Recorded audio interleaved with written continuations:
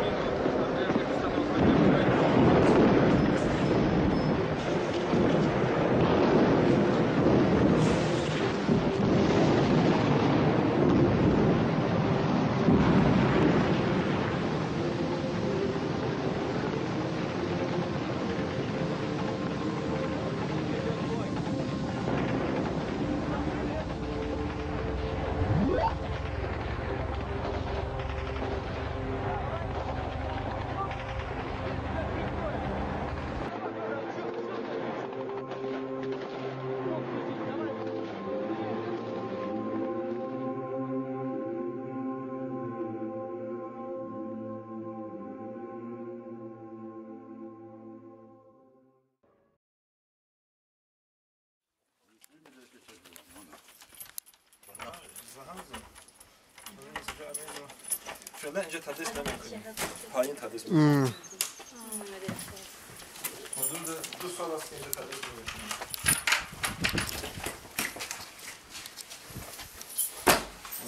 ببینید چقدر کتاب‌های قدیمی اینجا داره.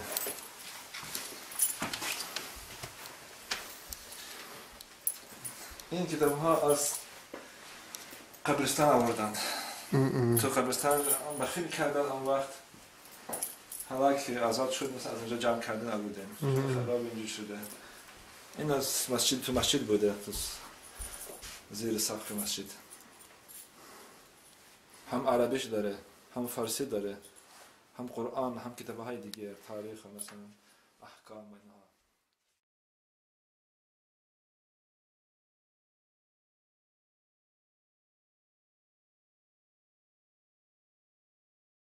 یک از پروفسور آقای امر شیخ سیدوف از دانشگاه مخشکالا و کارش این است که میاد به همین داغستان تو روستاها و شهرها از آن مساجد قدیمی از آن دیوارها اگه چی نوشته باشه اینها رو میخونه، اگه کتاب پیدا کرده باشه اینها رو هم چیز میکنه، ترجمه میکنه، کتاب‌های قدیمی.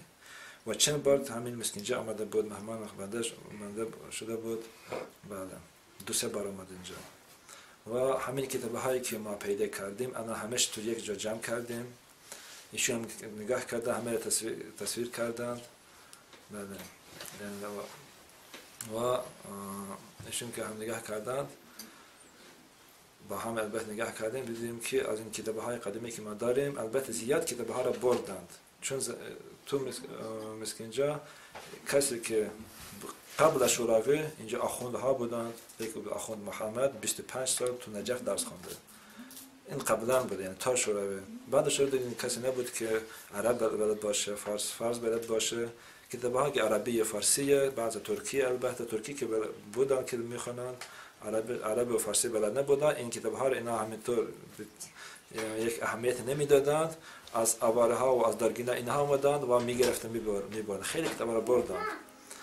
بله. و الان که مانده نگاه کردیم دیدیم که هم تو این کتاب ها زبان نحو و صرف مثل از این ادبیات داریم عرب و شریعت داریم، اونجا تاریخ داریم، بله. بعد که فارسی باشه قنبری در بندی از این کتاب داریم از کتاب های قدیمی.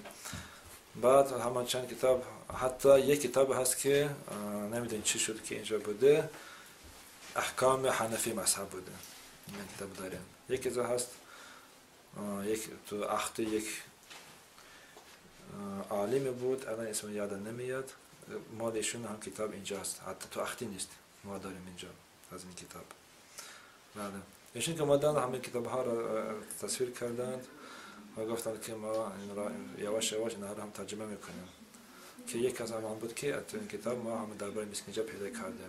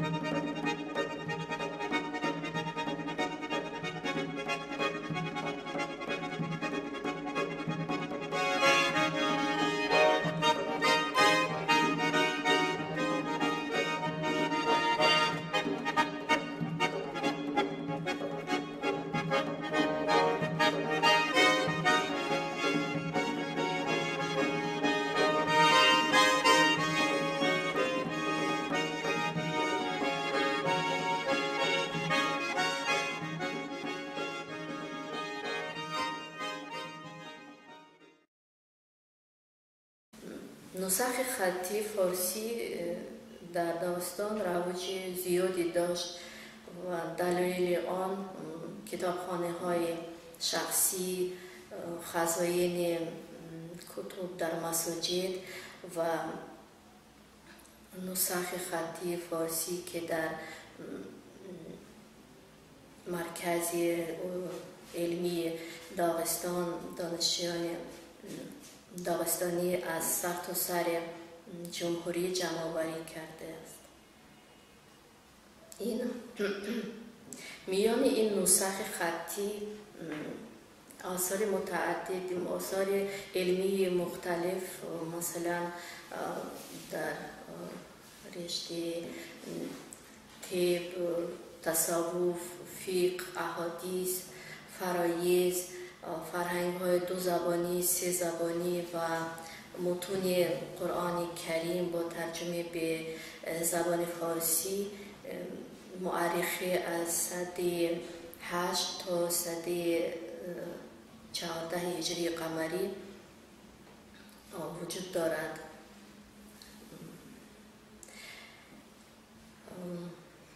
باید اشاره کرد که با موازات زبان‌های عربی و ترکی، علمای داغستان بر زبان فارسی چنان مسلط بودند که تصنیفات به این زبان نوشتند، شعر سرودند. مثلا یکی از علمای برجسته داغستان در سده 18 دیبرقدی الخنزاخی که تصنیفات زیادی، تصنیفات متعددی پدید آورده است. از آن جمله فرهنگ زبان فارسی عربی ترکی که نام جامع اللغتین تعلیم الاخوین دارد.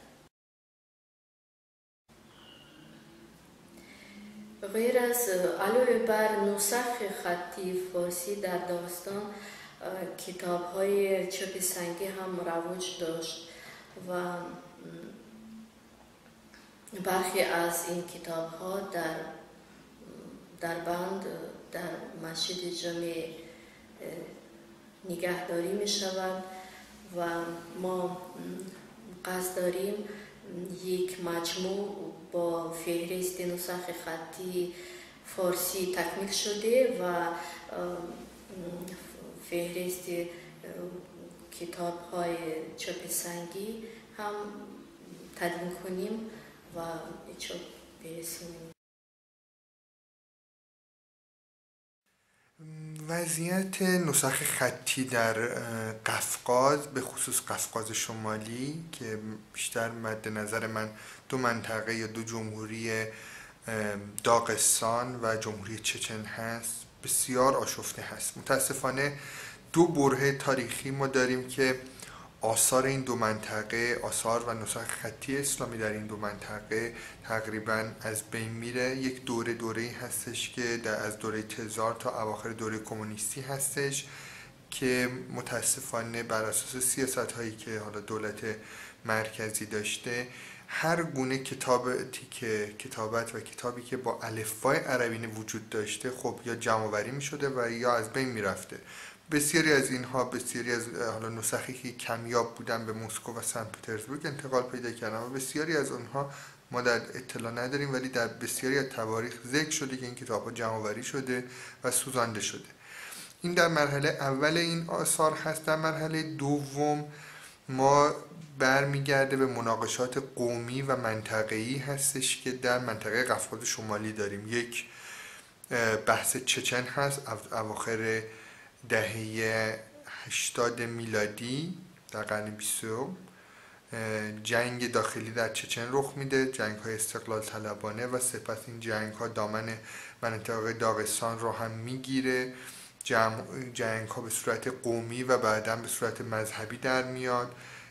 سه دوره جنگ متوالی ما در این منطقه داریم که آخریش هم تا سال 2007 انجام داد و هنوز هم به صورت پراکنده در منطقه وجود داره که شاید بیشترین آثاری که این جنگ داشت، حالا به غیر از مسائل اقتصادی و فرهنگی که برای مردم از به بار داشت، متاسفانه از بین رفتن کتابخانه ها، آرشیو ها و آثار علمی بود که در دوره‌های مختلف اسلامی در اون مناطق جمع‌آوری شده بود و از بین رفت. به طور مثال میتونم به کتابخانه ملی چچن اشاره کنم که به صورت کامل در بمباران ها از بین رفت. میتونم به بخشی از آرشیو دانشگاه گروزنی اشاره کنم که نسخ خطیش از بین رفت. و در کنار اینا بسیاری از مساجد هم وجود داشتند که متاسفانه به خاطر درگیری های نظامی و بمباران هایی که وجود داشت این مساجد از بین رفتن، مساجد و مدارس، و کتاب ها و کتابخانه هاشون هم با خودشون از بین رفت که در میان اونها بسیاری نسخ خطی بود که ما متاسفانه هیچ فهرستی از این آثار نداریم و نمیدونیم این چه آثاری بوده. این وضعیت در داغستان بهتر هست، با اینکه در داغستان هم این وضعیت بوده. درگیری های فرقه‌ای و درگیری های قومی باعث شده بسیار شنیده شده که مثلا بنیادگرایان وقتی یک مسجد یا یک کتابخانه ای رو میگیرن، کتاب های تاریخی و نسخ خطی اسلامی رو به خاطر مسائل مذهبی آتش میزنن. یک رویه خیلی متداول بوده در منطقه که هنوز هم این رویه ادامه داره.